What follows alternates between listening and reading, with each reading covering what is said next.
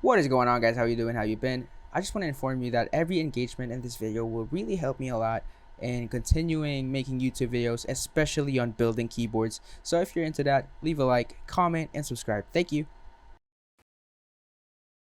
There have been newfound keyboard mods that have been circulating all over the internet. These are probably the most hyped up mods out there, and that's simply because of how much it changes the most important thing in your keyboard, which is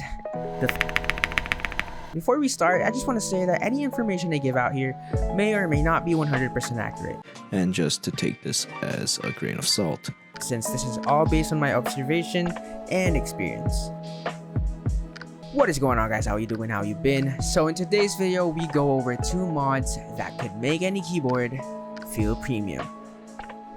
Okay, most of you guys are probably already familiar with a Tempest Mod or tape mod. This is done by simply adding tape underneath your PCB, which covers all the holes where the keyboard sound resonates to. By covering these holes, vibrations are compressed within the PCB and the tape itself, which can lead to a deeper sounding key press.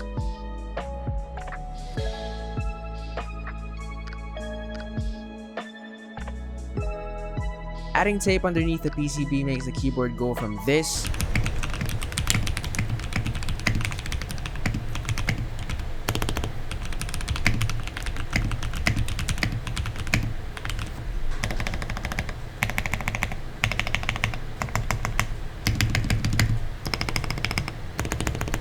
to this.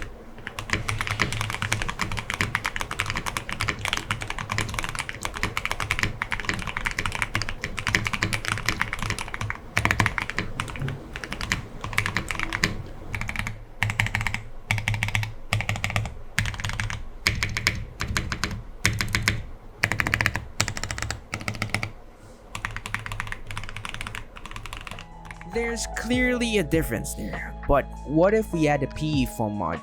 This isn't your regular foam mod where you put the foam within the case. This mod was discovered when people on Reddit found out what makes a Jelly Epoch's unique popping sound. This is due to the PE foam-like material used above the PCB, placed in between the PCB and the switches. Let's see if putting the 2 best mods together could make the best results. I've seen Technology Brother doing this just days after the discovery of PE foam mod, so I decided to try it out. He calls this the Exodia mod. Exodia mod.